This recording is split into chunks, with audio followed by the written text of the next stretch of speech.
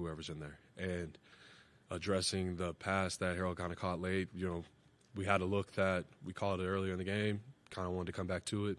He stuck with it, found Harold deep, and it was a great route from Harold, great timing from Shador, and it ended up being an explosive play to give us an opportunity to win the game. So it's just being in tune to the game plan, which Shador did a good job of doing, and being prepared for that play when his number was called again. And it was a good execution. We talked a lot about Harold's versatility, but even on that play, like you said, you ran it before, and I think Isaiah was the one that ran the in cut. How does that come together? Maybe like on in between the break, are you like, okay, we're gonna run it again, but we're gonna put Harold in? Do you kind of like go to him and say like, we're gonna put you there? And just what does that say about his versatility and his ability to kind of run whatever type of routes you need from wherever? I would say what speaks to his versatility probably more than that is the fact that probably in that game he lined up at every spot he could have lined up, and I'm pretty sure he lined up in a tight end spot, a fullback spot, and a receiver spot. Like he's asked to block and catch passes from all those spots, and there's not too many people in the league that can do that. So when you have somebody that you can be confident that they're going to go do something effective against a nickel personnel, whether it's running or blocking, and then also be effective versus a base defense, whether it's running a route or catching the ball or blocking like that, that's what gives you versatility. That's what helps you set up your offense for success. So I would say it's just everything he does outside of those big plays. Now, those big plays are great, but, we always talk about being willing and able in this offense, and he's willing and able to block, and that helps us create ways for him to get open in the passing game. So, have you seen Harold? I mean, how different? I mean, the growth with him, is it, each week, how is it noticeable week by week, or how? Where do you see maybe the growth most pronounced for him? I think it's just he's more and more able to digest and absorb not only our offensive information, what plays we're running, how we're planning to attack a defense, but also being able to understand the looks that he gets from a defense, understand what to anticipate when he lines up against defenses in different areas and situations, because I think that's the biggest change versus, weighing college versus the pros. It's how many looks do you get, how many defensive coverages can you get, how many fronts do you get. There's a lot more variation in what the defenses play against you. And I think it's just being in tune to all of that, and also your assignments on top of that. And you also weigh in him being in different spots on every play. So we're asking a lot of him regarding run blocking and pass catching, and I think he's done a good job, just being able to manage all of that and be able to be effective in his assignments. The challenges of that position with a guy like Harold when he first gets here, do you just kind of throw everything at him and see what he can handle? Do you slow play? Like, how did you approach that with him? At first, we kind of slow played it. You kind of give him a chance to understand the words, the motions, what everything means. And then as you go, you ramp it up, you keep them going, you push them, you make sure you kind of set the tone early, like, hey, you're going to be moving around a lot. And you show them what you're planning on doing with them, and then you just continue to grow as they can do it, you continue to grow. And he's shown a lot very early that he's able to do those things. And so the sky's the limit for what we were able to do with him, and I think everybody's starting to see that now. How is David coming along this week, and is he enough of a savvy veteran, that if he only had a minimal amount of practice, he can go in there and help you guys? Yeah, I think Dave's a good enough player that no matter what we get from him, he'll be able to effectively help us win a game. And he's day-to-day. I know Kev's probably talked about this, so I don't have too much to say about what he's working through. But he's day-to-day. He's doing a great job. He's working hard, and, we'll see what happens on Sunday. When he's not practicing, is the rest of the week look kind of the same? So is he still getting all the same meetings and doing all those things to get himself prepared if he's ready to go? As much as we can. Like, no matter what you're practicing or not, you got to approach the game like you're playing. And that's what we try to do, is keep them locked in, keep going over all the plays we could be running, okay, and make sure that we know what's happening in every area. Like, you approaching that the same way, no matter what. So, yeah. When you go against a guy like Crosby, I'm sure your tight ends come into play there helping out. So just what kind of challenge is that, and how important is it for you guys to slow him down? Yeah, I mean, he is a very effective player, and I think what's most effective about him is that he plays very hard. And when you play a guy that plays as hard as he does, and they're the best player one of the better players on their team, that lifts everybody else up in their level of effort. So we're going in and playing against a defense that plays really hard, and he leads the way with that. And our job is to get in the way, slow him down, and do everything we can to help our team win the game. So he's really good with his hands. He does a great job with his hands at getting off blocks. Like, he's very good at that. He's explosive. He's quick twitch. He's very savvy. He's played the game a long enough time to be able to spot things that offenses are trying to do. So it's really just being under control, trying to stay connected as long as we can, and be just a nuisance. Like, the more frustrated we can make him, the better off we all are. So that's what we're going to try to do. I know that you don't coach. You're not. You don't have to worry about him specifically because he's on their offense. But when you look at a guy like Brock Bowers, just what makes him special? What makes him like no other tight end in the league? I mean, I watched him in his freshman year when he was in Georgia, and I knew he was going to be a dog. So it's great to see what he's doing now.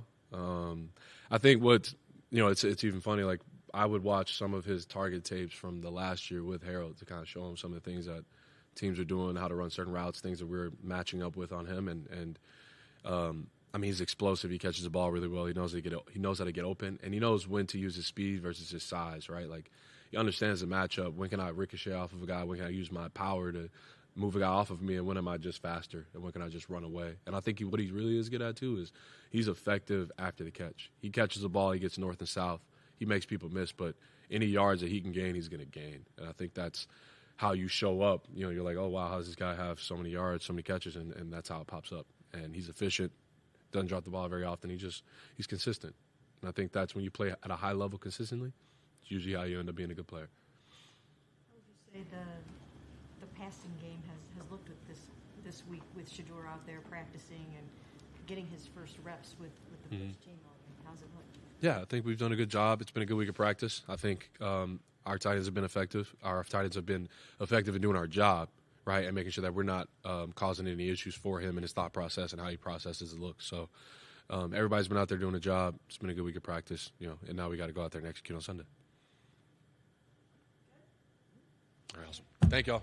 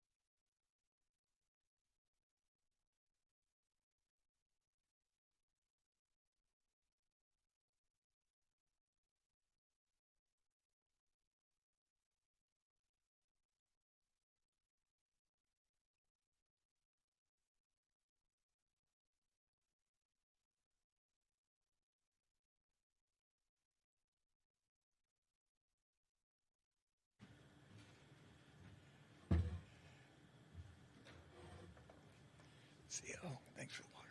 Thanks for the water, CO. Or who was up, CJ? CJ, love that. Good morning. Yesterday,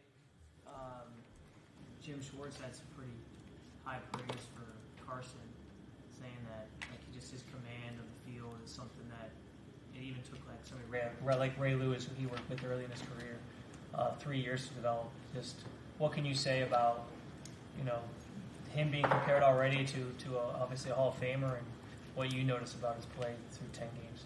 Well, first, what's great about Carson, and he answered Nathan and our radio crew with, they asked him what his favorite play he made, and he said the next one.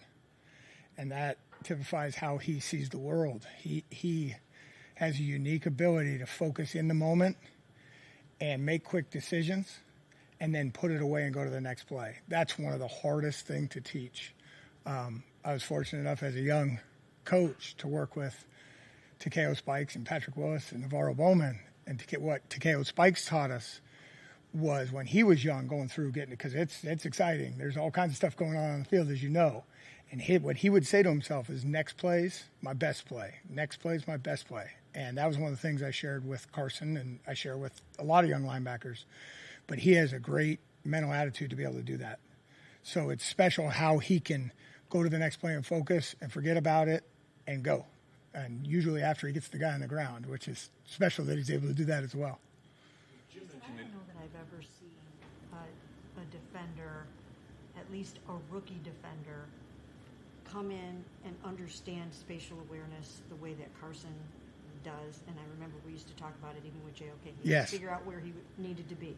But Carson, skipped over all that, didn't he? I mean, he just, knows that instinctively, doesn't he? I think it's always nature and nurture. Carson playing a whole bunch of positions, a bunch of different sports with all his brothers and sisters growing up and playing a bunch of different positions, and then how he had to earn his way onto the field, I think helped him immensely in the space in the field. And yes, we talked about Jeremiah a lot. Jeremiah is amazing at how well he could feel things. He just didn't have as much experience of putting it into that box and applying it quite as quick. But of course, once Jeremiah saw it, there's not many humans that can get as fast as he can. So all of us have our strengths and weaknesses. But yeah, I think he takes in space and feel and time, and it's naturally who he is, how he sees the world as a person, but also his experience. And then his ability to, like we said, next play is the best play, lock onto one thing and use it. Where do you think that comes from, the ability to get to the next play? Because you talk about that every time we talk to you. Yes. You coach it. So why is he able to do that quicker than other people? I think it's a little like we said. He's so smart that he can put it away, and just how he's naturally wired like that. He makes a play, and you'll see him. He'll get a quick celebration, or grab the back from Miami, throw him down. Everybody hits him on the helmet, runs back to the huddle, and he's already looking for Jim to get the next call. It's really unique, and he learns very quickly, both when you tell him something, when you show him something, and then his study comes into play. He's advanced at how much he studies, what he studies, and he hits a point where he has enough so that he doesn't overthink it. That's advanced as well too. So it comes from the whole process. Are you amazed that he didn't start earlier at UCLA? When you see what he's doing now, that somebody didn't recognize that and get him on the field faster? Well, I don't know. I wasn't there, so I don't know. I know his weight progression. I know he didn't have – I knew he grew – he was still growing senior year into UCLA. And I think at that time, with the year when you were recruited, the athletes in 2020, because of what was going on, there's a bunch of good players in that mix that not as many coaches could go out to see them. Not as many. There's stories like this out of that class, just because of what was happening in the world. Like, we may not have been able to find them all, but what's cool is these young men are getting a chance and then showing who they are. Because really, it's all about, and we talk about it all the time, and you guys do a good job asking me all the time, this business is next man up no matter what. You don't know when it's going to happen. So for Carson to be able to get in to what he did last year and start making plays right away and then get on everybody's radar, then to come in here, stay focused, build his body, come back from what he came back from after bye week, and get in there and make all those tackles, I mean, it's very impressive. But it's taking advantage of the opportunity, and proud of him for that. How about NFL Defensive Rookie of the Year for him? What are your thoughts on that? I think mine are the same as him. We're going to stay in our what we do each play, each day, how we communicate with our teammates, how we get 11 of us to go to the ball. Because we've got to get, and we did a pretty good job of it last week as a defense, we've got to get guys on the ground faster in the run game. We've got to get, you can't run without your legs. We got to get legs out of the ground. That's with this young back who's really good. His legs run. And so we got to do, I mean, we got so many things to work on that if we do that, that stuff falls at the end. And this is a good challenge. They didn't run the ball as much as they probably wanted to last week. So, this is going to be a lot of the young men on our defense are going close to home, and we need to play really well this week to go 1-0, and that's our ultimate goal. We haven't done that on the road for a while, and we need to focus on that. The next one, what has been your Carson play this year? Mine? And mine is the next one. You know that. I don't even. There's a lot. There's a lot. I'll answer that one at the end of the year. Let's see where we can go with that. What about Genty? What are you seeing from Genty? He runs hard. He's strong. He's trained his body to be really strong, and he's good. He spins and he gets positive yards. I don't think his yards per carry represent who this back is. He's a good player. Devin was really good last year, but what has maybe changed or even clicked more for him this season? Thanks for asking about Devin. A smile comes to my face. I'm really proud of Devin, how he brings energy to us every day, to the field. He's gotten better at just every time he takes the field, bringing his energy. Devin has great positive energy, and he loves football. He's out pre-practice playing catch with Carson every day. And they're like two little kids playing catch, trying to catch the ball at all different angles. And you know what? That helped us. So hopefully that continues to help us. But love his energy, and he is good working with Carson and the year in the defense. He's way better on his alignments. And then his eyes are more correct because his alignments are correct. And so when Devin stays in that process, he's really good because he's fast. He's low target tackling well, like kind of what we were just talking about. Because you got to get legs out of the ground. There's no other way to get people on the ground anymore. They all got stiff arms. They're all quick. They're all fast. They can all cut back in the NFL. It's a cutback league because everybody can run. That's a Joe Woods quote, but I love that one because it's true. And you got to prevent cutbacks. And so Devin's done a good job of, we call it tracking. He's done a good job of tracking. So I can't say enough about what he's doing within the scheme of the defense and then how willing he is to play with contact right now. I feel like with both him and Carson, there's a bunch of plays where even if it seems like they're not going to catch a guy, they're chasing it. You know, the Andrews play, Carson running without his helmet on that screen play, and I remember Devin in New Orleans last year. What does that say about those guys? That's who we want to be. That's our number one thing of our linebacker mantra is run. It's run, shed, tackle the guy with the ball. You got to run. It's the number one thing. They know they don't like when they read their grade sheet and it says loaf. That's the worst thing that we could have in that room. We have very few. We want 0. We have very few, but that is what we pride ourselves on, and that's what the room and the defense has done a good job of pointing out to each other, like, is that full speed? And the more times that you say, yes, it was, the better you are. So we emphasize that in every phase of everything we do. And I'm sure there's going to be different looks that you give when it comes to Brock Bowers and different guys kind of covering and things like that. But what role does just the linebacker group play in that on Sunday? A guy who obviously is as talented as he is. As Coach Schwartz says, the linebackers and the safeties in our defense are the nerve center. So it's our job to get everything lined up. They do a great job of moving him or putting him in positions to use his change of direction ability in his great hands to make plays. So there's times where any of us could be around or near him, and we got to know the leverages, where he is, and work. So it's going to be a team effort to play him, and they do a very good job of how they use him. They're different when he plays in games, as you've seen from stats and everything as you look through. He's a good player, so it's going to take us all. And then he's really good when he gets the ball in his hands, kind of where we were talking about getting guys on the ground. We got to make sure we get as many humans to the ball, because he's good after the catch. When you see Miles on a tear that he is, just strictly from a sack perspective, but not always playing great, like, just how impressed are you? Have you ever seen anybody put this kind of string together like he is? I got a big smile. I usually only give that big smile I give a big smile for anybody on defense. It's very impressive what Miles is doing. He's really we're talking a lot about Carson, how he can lock his brain into doing things. Miles has done a very good job of getting his body and his mind ready to just keep going this year. And he's been relentless. A lot of the sacks are effort running people down sacks, and anytime he does it, he may not know this, but anytime it's an effort sack, I go over and make sure I tell him a little extra. So we all want to be great for Miles. We want to be great with Miles. We want to play great defense around and with him and everything. And we just have that much respect for him, and whatever other 10 are on the field, it's our job to go. And if he's getting doubled, that means somebody else isn't. And so we got to make a play. Make a play for him and with him.